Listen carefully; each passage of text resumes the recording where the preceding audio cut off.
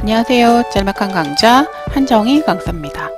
칼퇴를 부르는 엑셀 테크닉 122가지 책에서 소개한 3장 업무 성과로 연결되는 필수 함수 11가지에 대한 내용입니다. 엑셀에서는 다양한 함수가 준비되어 있지만 모든 함수를 전부 외울 필요는 없습니다. 직종에 상관없이 모두가 꼭 기억해야 하는 11가지 함수가 있는데 범용성이 높고 유용한 함수들이니 꼭 숙지하시기 바랍니다.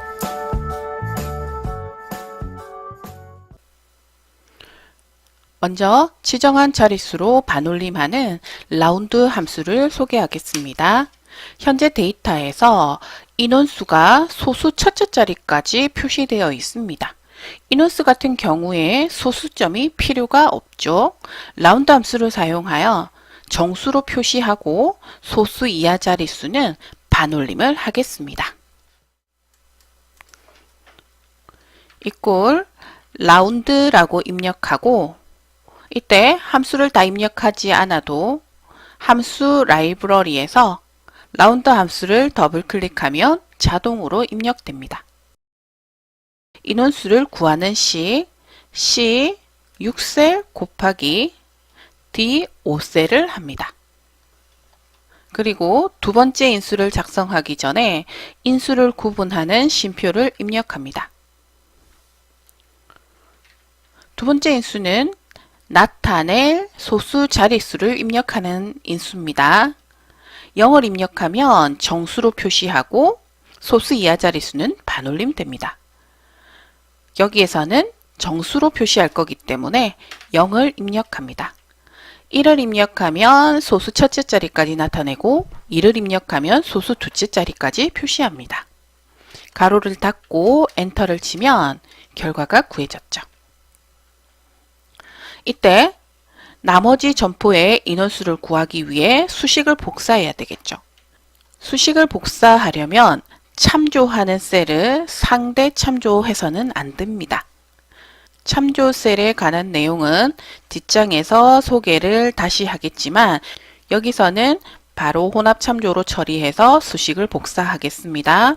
펑션 키 F4를 3번 눌러서 C6셀은 열은 절대 참조, 행은 상대 참조하고 D5셀은 펑션 키 F4를 2번 눌러서 열은 상대 참조, 행은 절대 참조하는 혼합 참조 형태로 만들고 난 후 수식을 복사하겠습니다.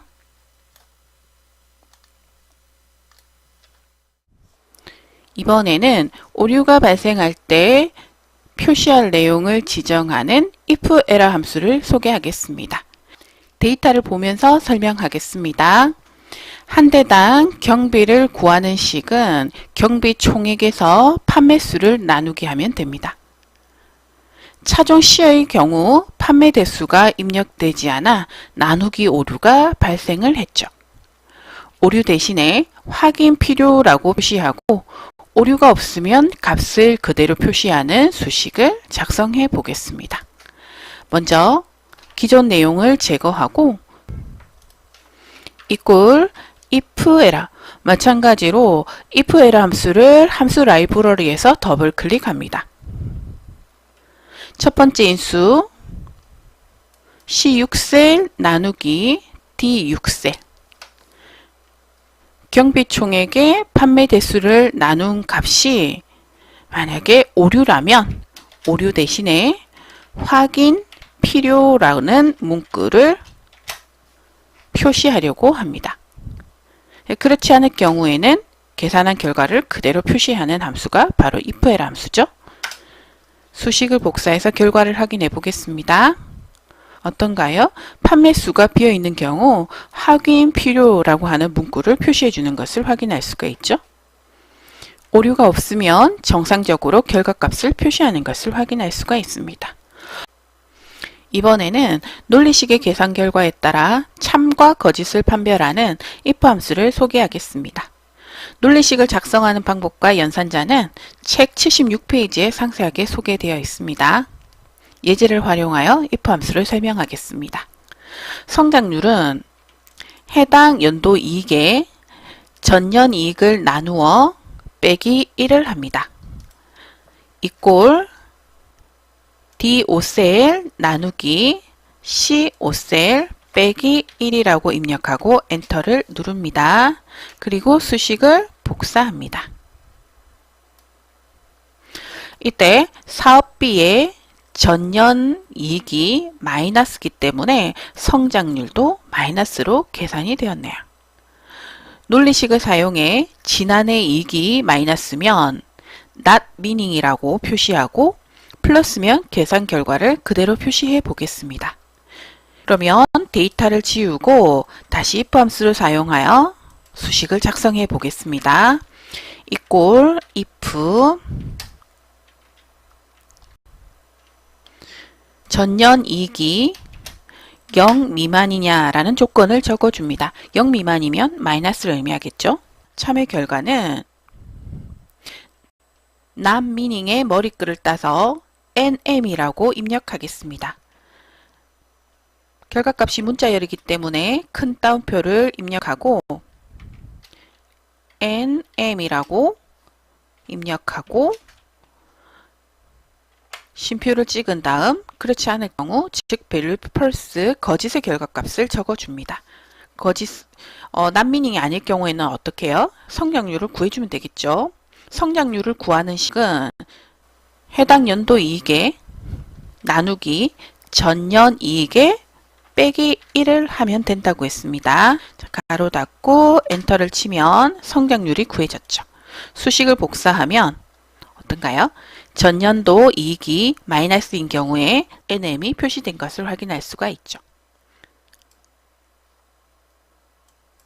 데이터를 정렬하고 마무리를 하면 됩니다. 이번에는 여러 조건을 중첩하여 결과를 구해 보겠습니다. if 함수를 중첩하면 두 가지 조건을 동시에 충족하는지를 확인할 수가 있습니다.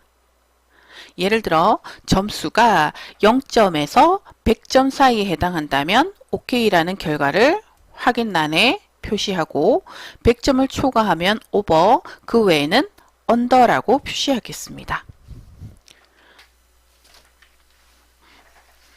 equal if 조건 적겠습니다. 현재 점수가 마이너스 1을 초과했느냐? 자, 그러면 OK 또는 over, under라는 결과를 만들어야 되겠죠? 여기에서는 OK 결과를 먼저 만들 겁니다. OK 결과에 대한 조건은 0점 이상 100점 미만이 됩니다. 그래서 현재 0점 이상, 즉 마이너스 1을 초과했느냐라는 조건은 적었죠? 조건을 한 번 더 작성하기 위해서 if를 중첩합니다. 중첩한 if에서 조건을 다시 현재 점수가 100점 이하냐 또는 101점 미만이냐 라고 조건을 작성합니다. 그렇다면 결과는 OK다 라고 입력합니다. 그렇지 않다면, 즉 101점 미만이 아니라면 100점을 초과한 경우겠죠?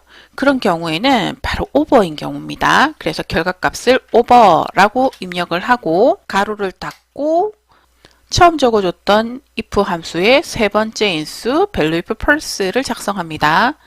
자, 그러면 OK도 over도 아니라면 under가 남아있죠?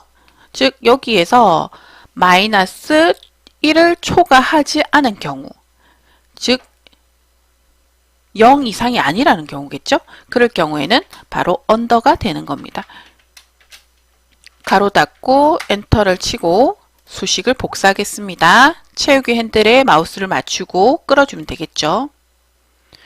결과를 한번 확인해 보면 현재 값들은 전부 0점 이상 100점 이하에 해당하는 값이니까 OK라고 표시가 되었죠.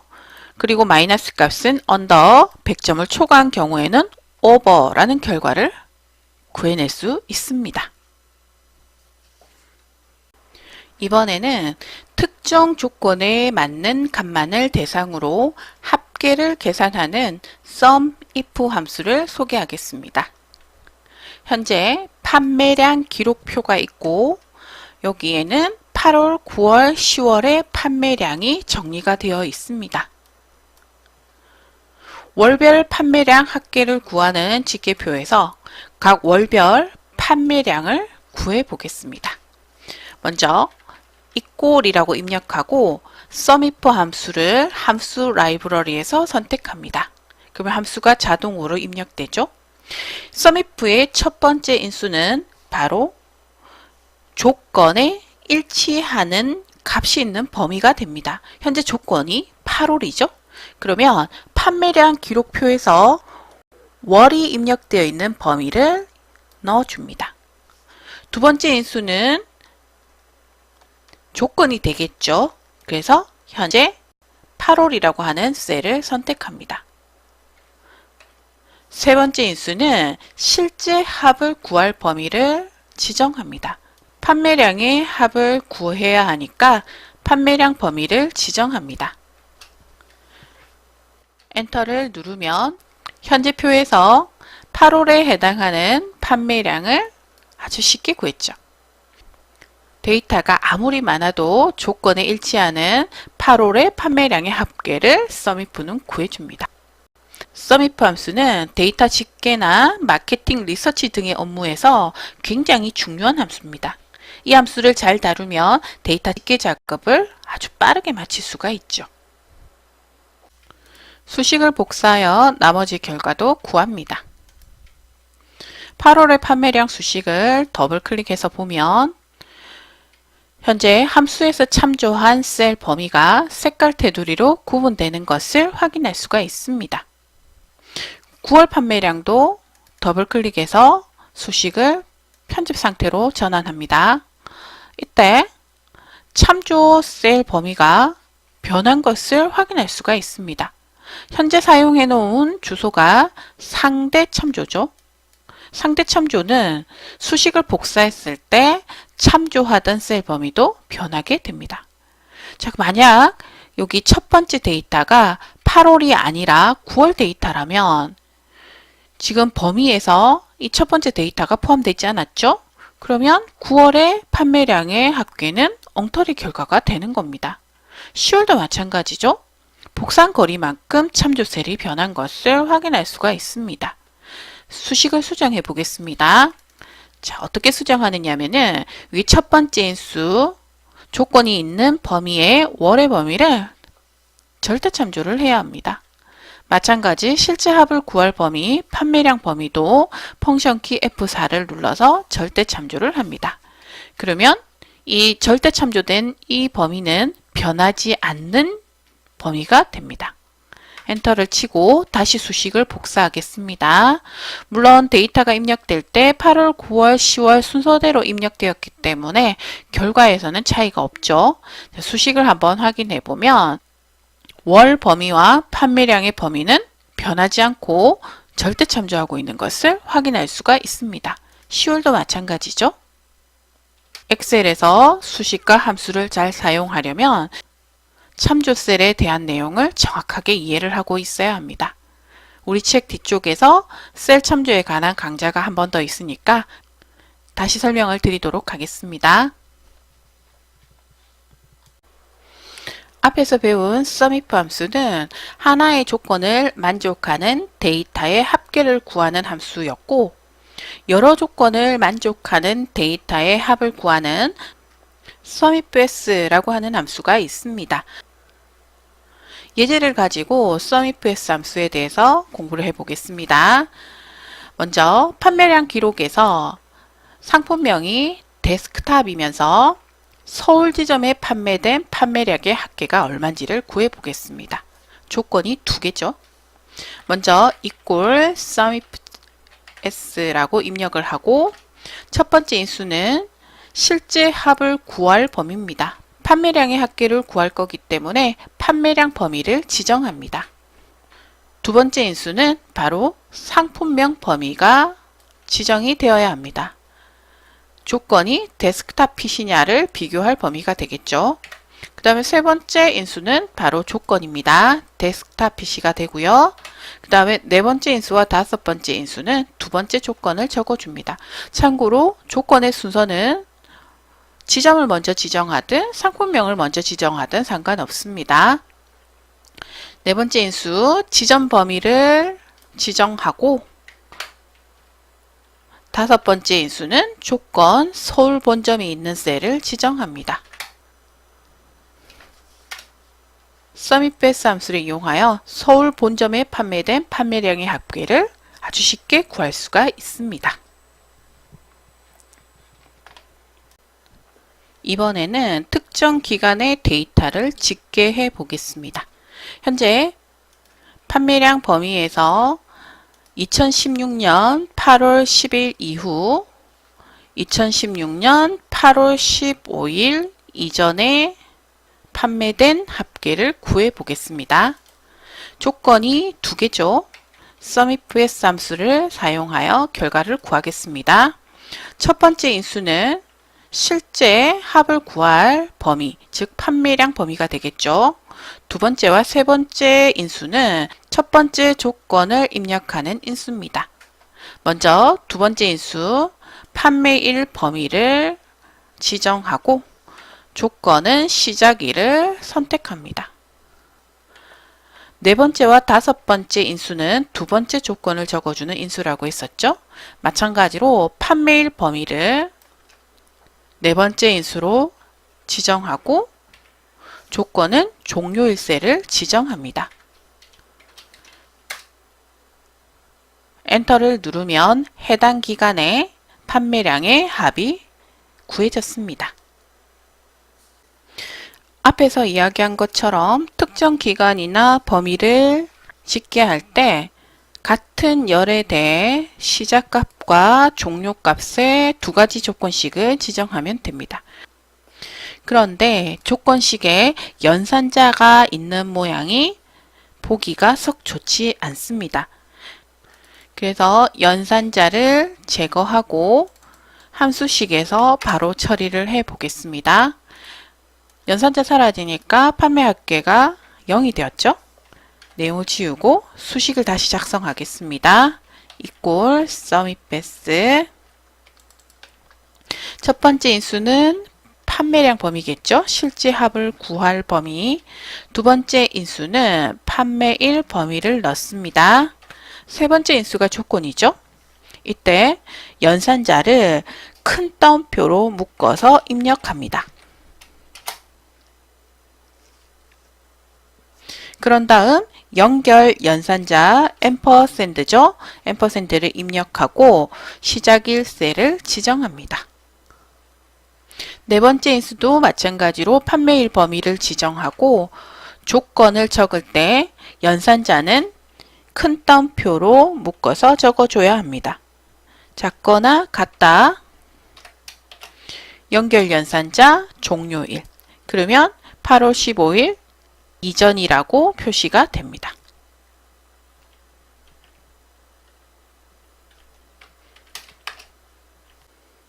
이번에는 조건을 만족하는 셀의 개수를 세는 COUNTIF 함수에 대해 소개하겠습니다. 추석부에서 추석과 결석 인원을 구해서 추석 현황 집계표에 인원수를 표시해 보겠습니다. equal COUNTIF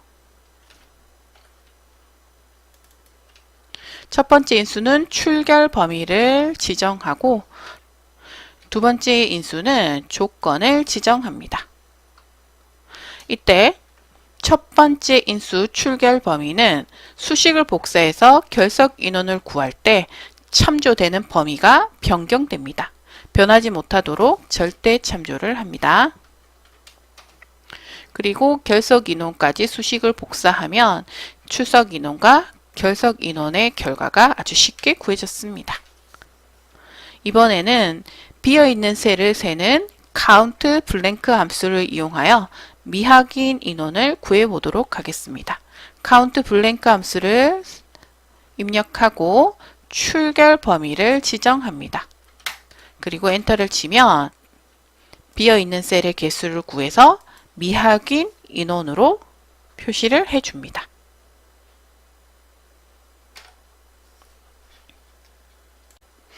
앞에서 소개한 COUNTIF 함수는 단일 조건을 충족하는 데이터의 개수를 계산하는 함수였다면 여러 조건을 충족하는 데이터 개수를 구하는 함수는 바로 countIfs 함수입니다. 현재 데이터를 보면 조건이 두 개입니다. 서울 본점이라고 하는 점포에 판매된 태블릿과 노트북, PC용 책상의 판매 대수가 몇 대인지를 구하려고 하는 거죠. equal countIfs 함수를 찾아 선택하고 상품명 범위를 첫 번째 인수로 지정한 다음 펑션키 F4를 눌러 절대참조를 합니다. 왜냐하면 수식을 복사해서 노트북과 PC용 책상의 판매수를 구할 때 상품명 범위를 참조하는 셀 주소 범위가 상대 참조로 지정했다면 주소 범위가 변해버립니다. 그래서 변하지 않도록 절대 참조를 하는 거죠. 두 번째 인수는 조건, 현재 태블릿 PC의 판매수니까 태블릿 PC를 조건으로 지정해줘야 되겠죠. 이제 두 번째 조건을 지정할 차례입니다. 점포 범위를 지정하고 마찬가지로 절대 참조합니다. 조건은 대상 점포 서울 본점이 되겠죠. 여기는 절대 참조를 합니다. 그리고 수식을 복사하면 서울 본점에 판매된 태블릿 PC, 노트북, PC용 책상의 결과값을 아주 쉽게 구할 수가 있습니다. 이번에는 다른 표의 값을 불러오기 위한 VLOOKUP 함수에 대해서 소개를 하겠습니다. ID A001에 해당하는 상품명과 단가를 상품 마스터표의 첫열에서 검색하여 두 번째 열에 있는 상품명과 세 번째 열에 있는 단가를 불러와 보겠습니다. 먼저 상품명을 찾아올 셀 C5셀을 선택하고 VLOOKUP이라고 하는 함수를 입력합니다. 첫 번째 인수 찾으려고 하는 값이죠. 바로 상품 ID A001입니다. 두 번째 인수는 각 상품 ID별 상품명과 단가를 정리해 놓은 표의 범위를 입력합니다. 펑션키 F4를 눌러 절대 참조합니다.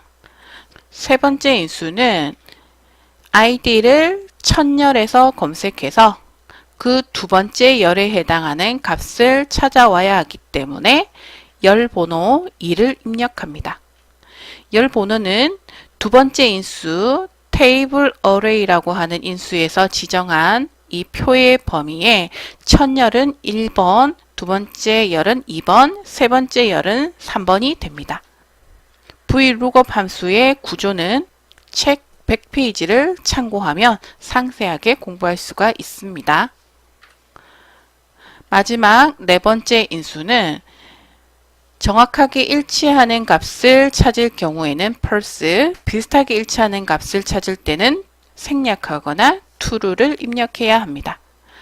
실제 찾으려고 하는 값이 문자인 경우라면 정확하게 일치하는 값을 찾는 방법밖에 없습니다.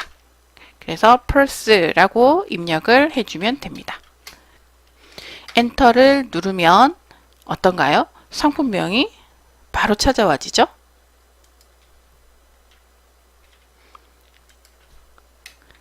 상품 아이디 001을 입력을 하고 다시 수식을 복사해 보면 B001에 해당하는 메모장을 정확하게 찾아오는 것을 확인할 수가 있습니다. 그럼 단가도 구해 보겠습니다. equal VLOOKUP. 첫 번째 인수는 찾으려고 하는 값입니다. 바로 ID가 되겠죠. 두 번째 인수는 ID별 상품명과 단가를 정리해 놓은 표의 범위라고 했습니다. 이 표의 범위를 지정하게 되면은 첫 번째 열은 1, 두 번째 열은 2, 세 번째 열은 3이라고 하는 열 번호를 가지게 됩니다. 지금 단가를 찾으려고 하는 거죠. 세 번째 열에 단가가 있으니까 3이라고 입력합니다. 그리고 마찬가지로 정확하게 일치하는 값을 찾을 거기 때문에 false라고 네 번째 인수를 입력한 다음 엔터를 칩니다. 그러면 단가도 이렇게 찾아오는 것을 확인할 수가 있습니다. 그러면 수량을 입력을 하고 소개에다가는 이꼴 단가 곱하기 수량이라고 수식을 작성한 다음 수식을 복사하면 어떻습니까? 소개도 구해졌죠.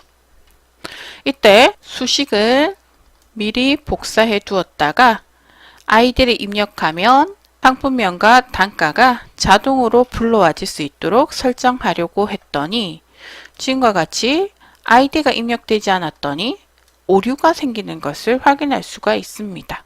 vlookup 함수에서 해당 오류는 찾으려고 하는 값이 입력되면 문제없이 값을 불러오지만 찾으려고 하는 값이 비어 있다면 지금과 같이 오류가 나게 되어 있습니다.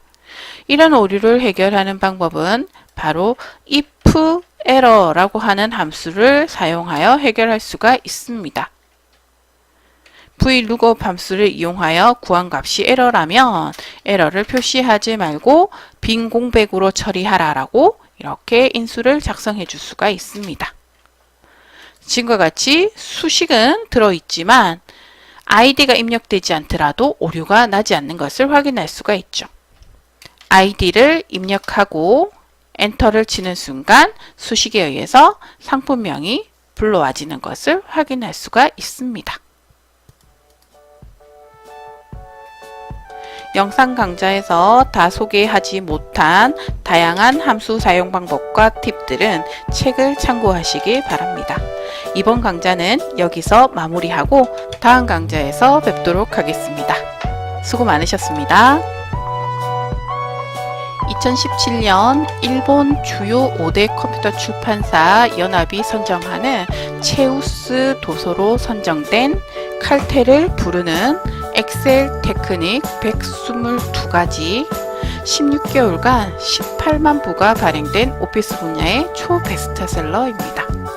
엑셀 작업 속도를 극적으로 향상시키고 모든 사람이 쉽게 배울 수 있고 지금 당장 사용할 수가 있습니다.